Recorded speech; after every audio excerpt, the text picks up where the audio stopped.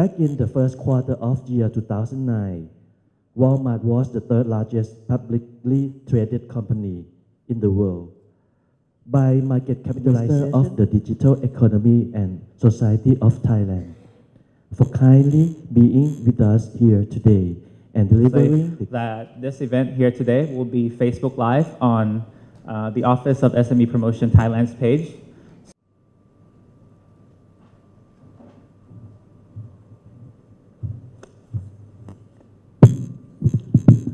Good morning. First, let me finish all the formal greeting before getting into the substance. This morning, the program has very good and impressive values, I think, to all of us. So let me start by saying good morning to Dr. Chen Guoliang, Secretary General of SME Administration, คุณสุวรรณชัยโลหะวัฒนกุล Director General of Office of SME Promotion, คุณปิยบุตรชนวิจารณ์ President of Kenan Institute Asia, Thai participants, members of the press, and my special warm welcome to all APEC executives and delegates who are here with us today, ladies and gentlemen. First of all, thank you very much for inviting me to this very interesting seminar. In fact, almost 20 years ago, I was quite active in the APEC Telecom Working Group, so being here is a familiar territory. And I do welcome all of you, even though it's 2 decades has passed, but I think we still have many challenges ahead of us. Today is rather different from 20 years ago, not only in time dimension, but 20 years ago we were talking a lot about regulation, deregulation, human resource development, how to make SME more productive. Today, the language is rather different. We are now talking about disruption, especially digital disruption. We are now talking about entrepreneurship led by startups. We are now talking about doing away with the legacy system of regulation so that we can promote innovation. And I don't see the difference between large enterprises down to micro SMEs. We are facing the same challenge. Certainly, large enterprises have the advantage of having more resources and can adapt themselves rather quickly. So today, whether it's SME or MSME, we must find good approaches and the way to adapt ourselves for this ever-changing world, which is rather quick. The reason I have to say this is because this challenge is somewhat peculiar from what we experienced in the past. While they pose a lot of threats to us, they also provide a lot of new opportunities to us as well.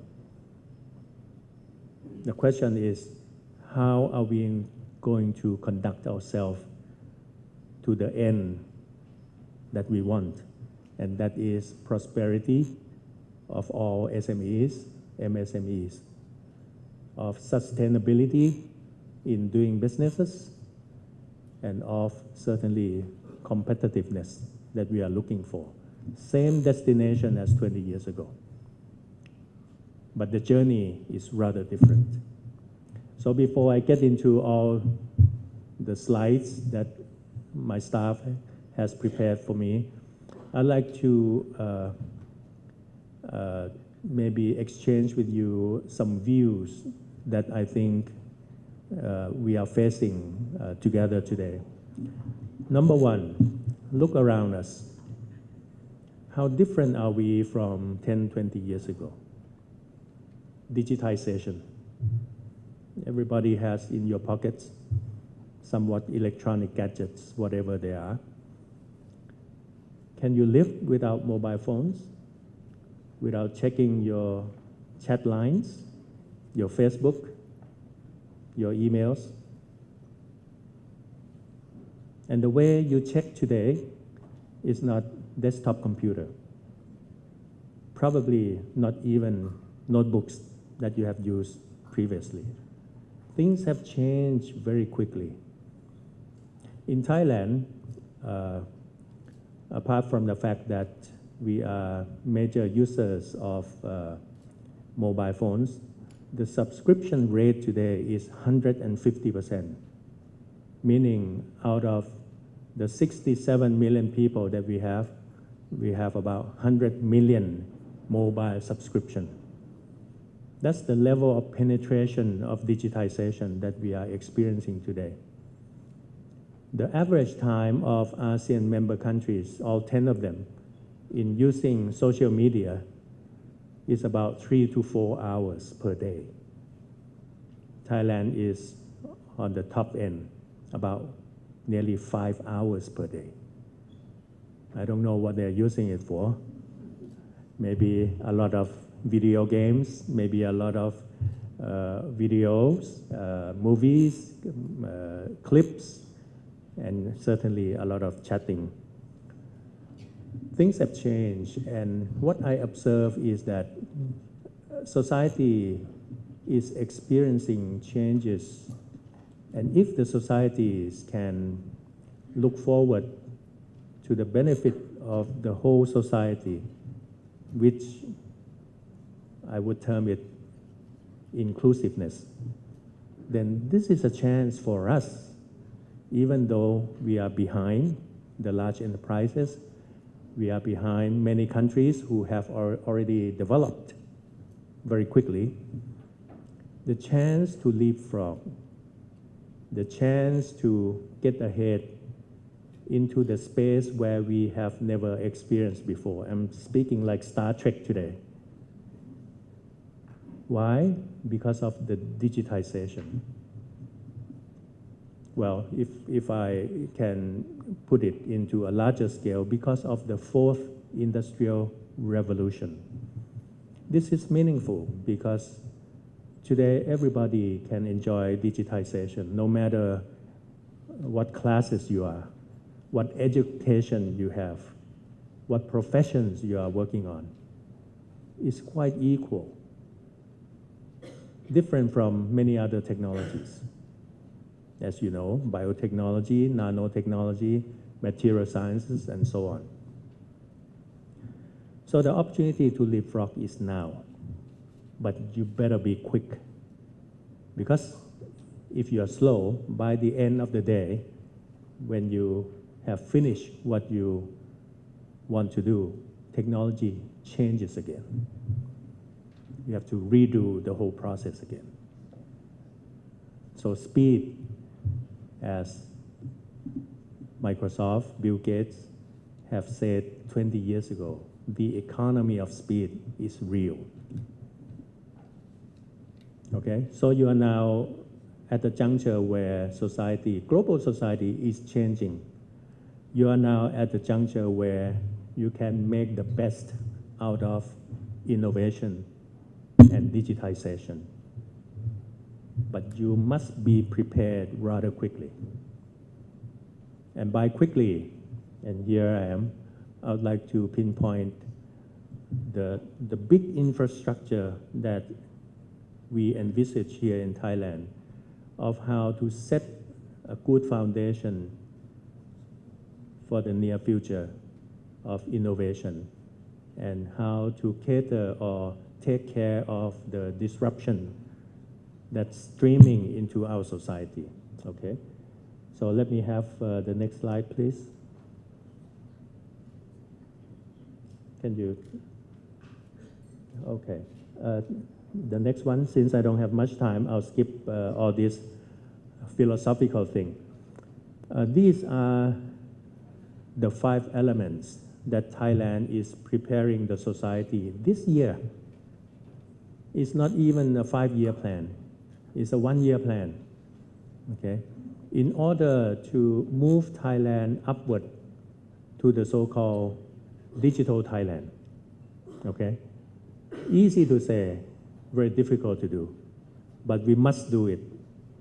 The 5 elements of digital Thailand consist of digital infrastructure, manpower, especially digital workforce, and digital education. Technology development, especially digital technology that would enhance all other sectors, not only in digital sector. It could enhance the electric vehicle in the future. It could enhance the manufacturing into smart manufacturing. It could enhance smart logistics. Many countries are building a lot of things, but you need to now include digitization into all this. Number 4 is cybersecurity. The reason we have to say this is because without which we are prone into being damaged by digital attacks, cyber attacks, and so on. And last but not least, is an opportunity to invigorate and to reform the public sector through digitization. So this is the 5 elements of digital Thailand. But before getting into details, let me say this, because this conference focuses on e-commerce trend and business options and opportunities. Let me give you just 1 or 2 quick examples of what you can do by using the example that Thailand is experiencing today. Today, we see the emergence and the proactive movement of the private sector, global private sector, especially the big ones, that would provide e-commerce capability to each and every nation, because this is global business today. We are talking about platforms, we are talking about e-marketplace, we are talking about electronic payment, we are even talking about the tracing and tracking of e-logistics. The whole thing is sort of e-commerce. E-commerce is not only for large enterprises. It's not only for cross-border e-commerce, but e-commerce, in our view, in Thailand, is also for community level. And this is what I want to convey to you. We have hope because inclusiveness is one of the major pillars of Thailand 4.0. Inclusiveness. Don't leave anybody behind. This is crucial to us. We can be very competitive, but if 10% of the merchants acquire 80% of the businesses, then the society cannot go on.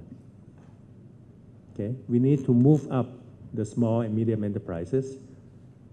In our case, we need to move up SME as well as the community villages. How? Well, this is where digitization creeps in.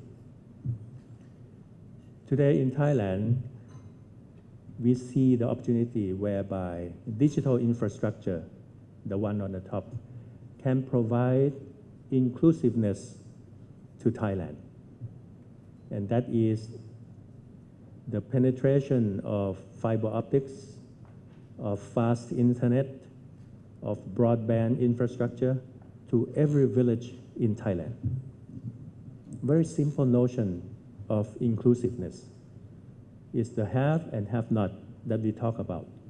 In the old days, it's a lot of things to do with wealth of property, but today, the have and have not of opportunities led by digitization. If we in Bangkok can enjoy high-speed internet, why not our fellow villagers 700 kilometers away up on a mountain cannot enjoy the same thing. It's not allowable, it's not permissible to see the so-called digital divide in this age of digital. So that's one thing, provide them with opportunity. But that's not enough, because by having just the internet connectivity does not mean that they are better off. They may be better off in terms of communications, but not in terms of wealth generation and wealth distribution. Okay. So that's where e-commerce at the local level, at the SME level, and at the community level can come in.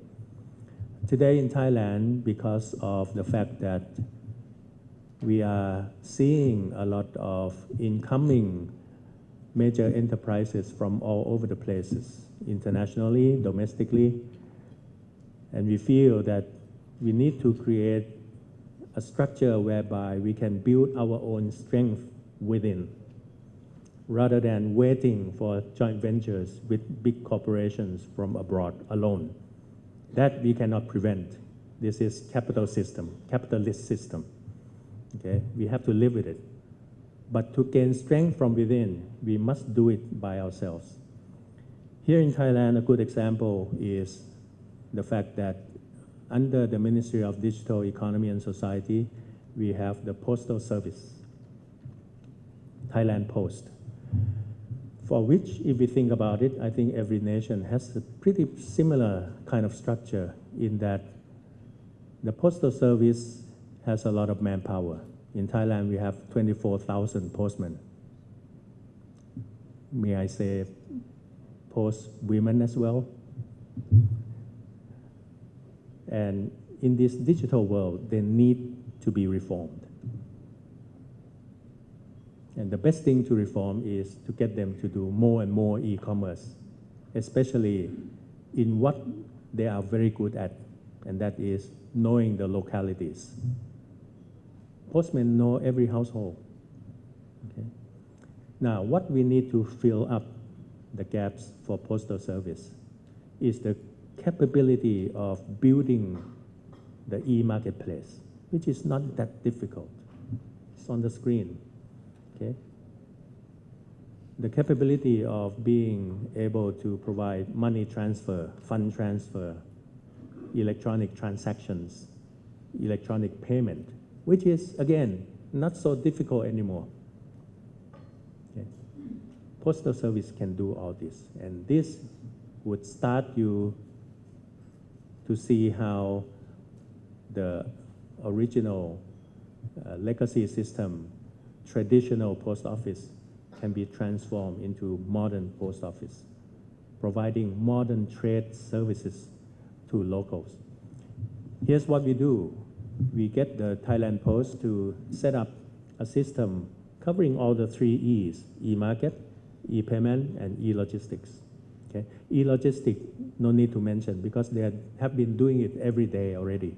Okay? But the two things can be done quite easily. Then they come up with a set of hardware, okay? Software incorporated. They experiment last year, the past 6 months, on 200 villages. You know, experiment on these gadgets, training or teaching the villagers for about 2 or 3 days to do it themselves. Okay, and digitization is rather simple. You know, it's a click kind of mechanism, right?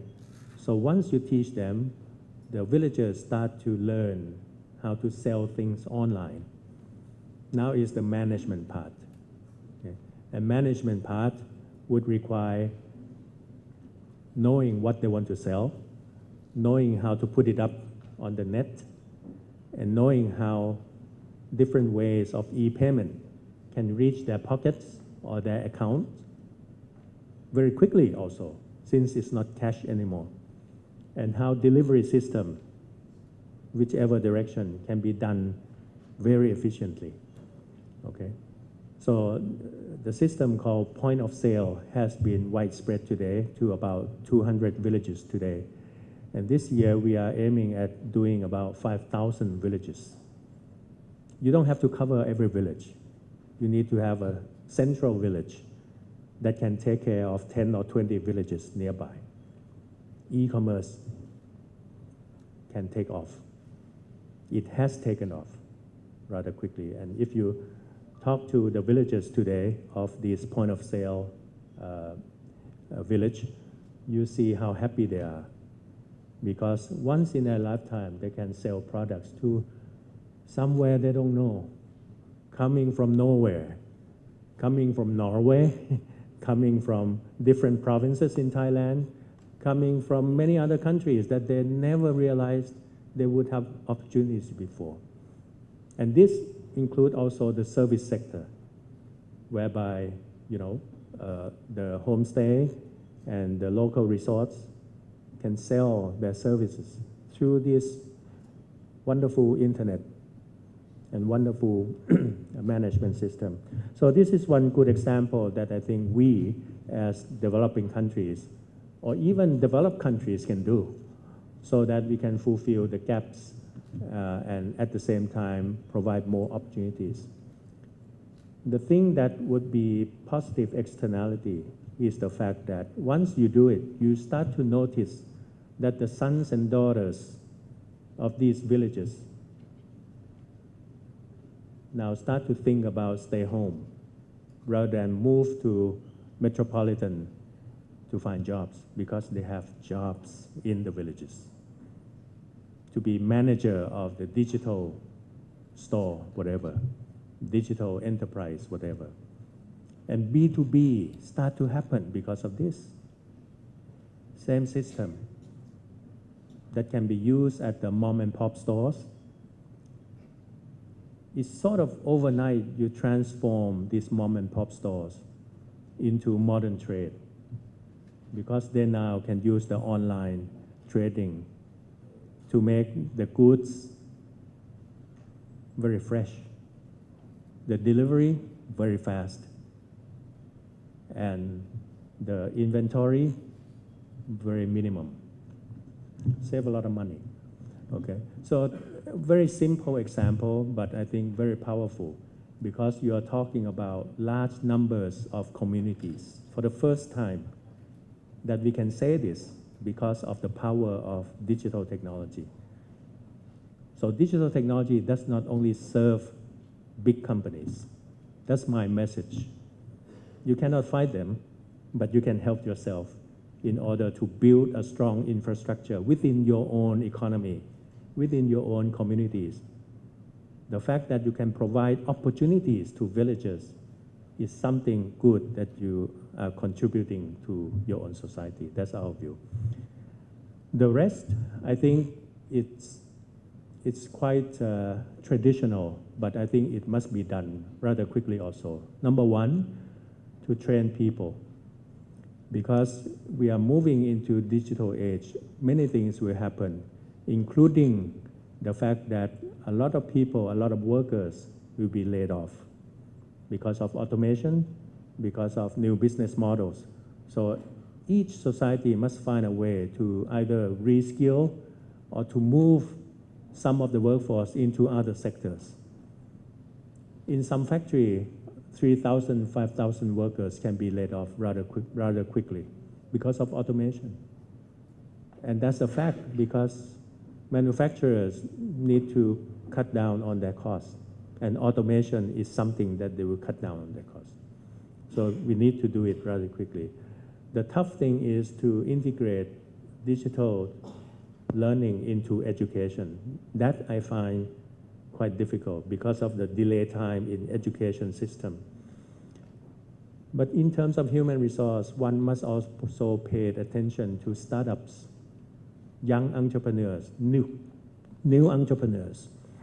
Here in Thailand, we find it very challenging, very exciting, because all of a sudden, within a few years, we see that startup is a new economic platform. For the first time, without any money in their pocket, they can be startup. It's the creativity that creates startup. For the first time, they don't have to walk to commercial banks asking for loan, because under startup system, there is the so-called angel funding, there's the so-called venture capital funding. It's a risk-taking venture together with the startup themselves. And for the first time, they can look at the global market. Even though they are just a simple individual starting to do business for the first time of their life. So many examples that you can see, that you can learn from many good examples around the world. Number 3, for technology development, I just want to mention briefly that it is also opportunity for many countries now to develop their own indigenous technologies rather than importing from developed economies. In Thailand, we know we are still an agriculture-based society. So we need to do a lot more in precision farming, for example. And precision farming can be equated to developing Internet of Things, to developing electronic gadgets for decision making, as well as for precision agriculture venture. Okay, so all ministries, all sectors can benefit from digitization if you can be very quick, if you can think about the strategic position that your country or your sector will win in the end. In Thailand, we think IoT is something that will be crucial to our technology development. And IoT can be IoT for anything, as the name suggests, Internet of Things, anything. IoT for the automobile industry, IoT for our agriculture and food industry, IoT for our service sector, for our tourism, and so on. So there are a lot of opportunities in that area. Number 4, cybersecurity. It's important that every society must fence themselves so that they can be well protected from cyber attacks. No country would be free from cyber attacks from now on, as we have experienced the past few years. It's just a matter of degree of how much it affects you. Last but not least, e-government or digital government. And here you can have a lot of things to do, never-ending endeavors. Let me give you one example. This year, the Thai government is working hard on getting every ministry, we have 20 ministries, to work on big data. The reason is we find, similar to what the private sector is finding, that big data can enlighten us, if it's private sector, to create new businesses, new services, because of the depth of knowledge that they know the preference and the taste of the consumers. Same thing. In the public sector, if you know the needs and the demand of the citizens, you can provide better services. That's it. But easier said than done. To get big data organized in each and every ministry is a huge task. It's a lot to do with regulation, with ownership of data, with data protection law, with cybersecurity, and a lot more. It will be very beautiful if you can integrate big data of different ministries together, and you'll find something very interesting. Most recently, we have integrated big data from 5 ministries to answer a very simple, short question of how to predict the quality of young, very young child, aged from 0 to 3 years old, by big data of their parents. Okay. And with that, you can even use artificial intelligence to make sure that you have some sort of a good formulation to predict the outcome of a baby with the socio-economic structure of their parents. You cannot do it without big data because you need huge subjects in order to make more accurate prediction. That's a very good example. And today we have a lot of data in the social media. And one can also, and this is how the many major private sectors are working on our data, our preference in videos, our preference in buying things, and so on. They now are suggesting us. Once we buy a product, they now know what to suggest. You know, in the end of, before you hit the enter or OK, they will also suggest these are a few more items that you may be interested. How did they know? Because of big data from your own personal data. And this is what we have to struggle from now on because of data protection regulation is now heavily enforced today. So ladies and gentlemen, let me finish up by giving you some very quick statistics of the e-commerce in Thailand. We have every year doing some survey of how big of e-commerce trading in our own country is.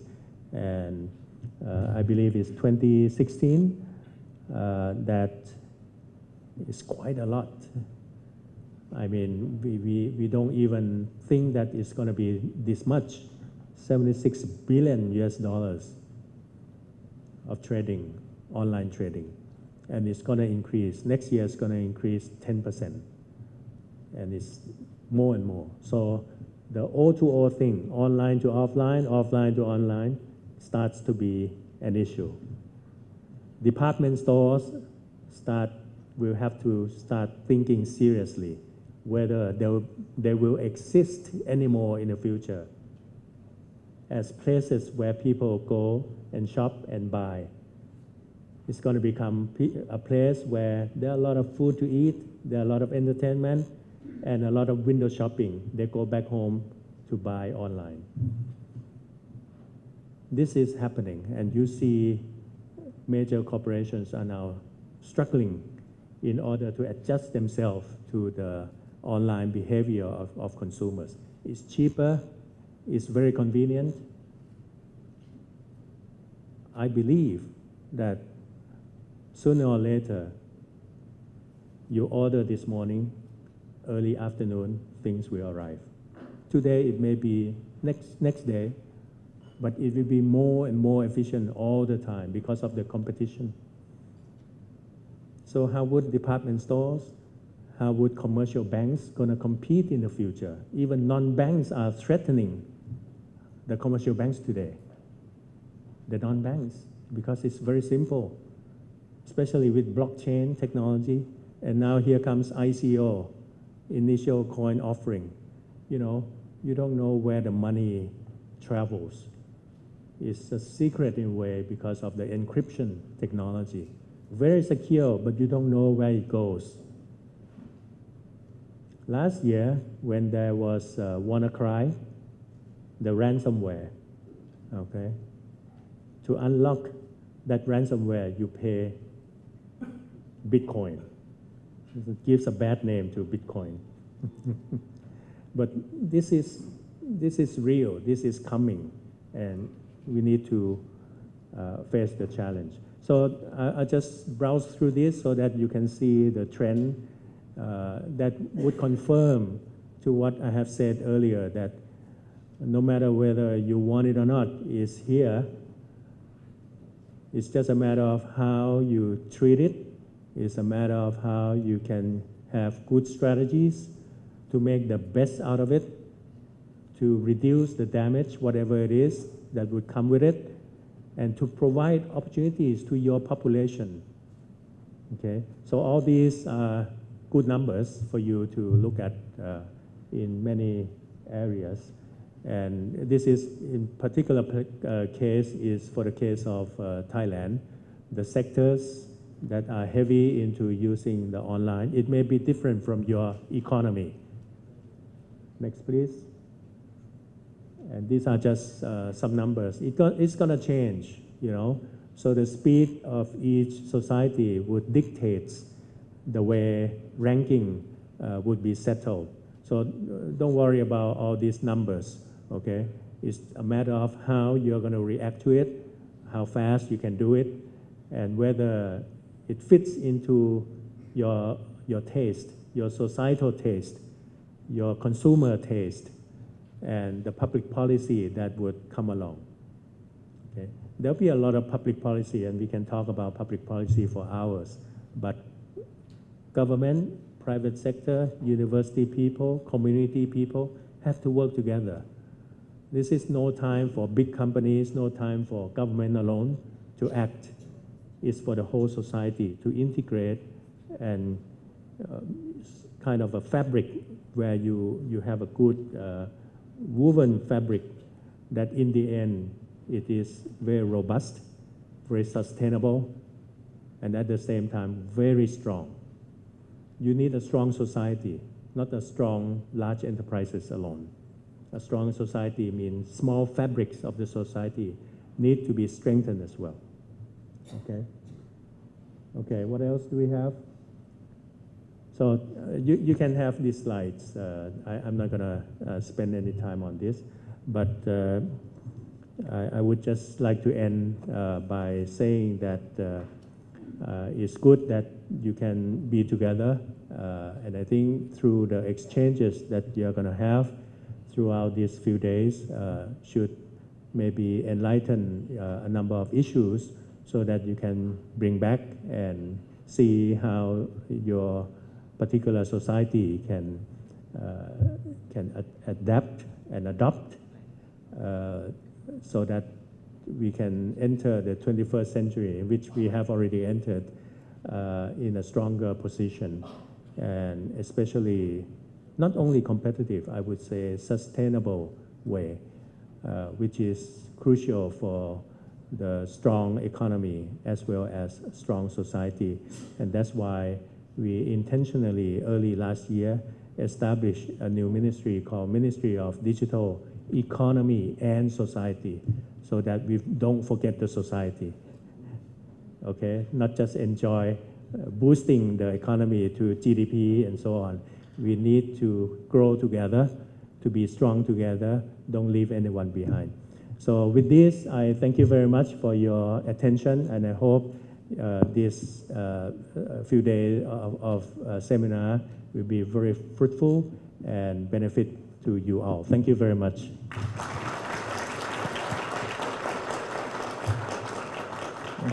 Thank you, Dr.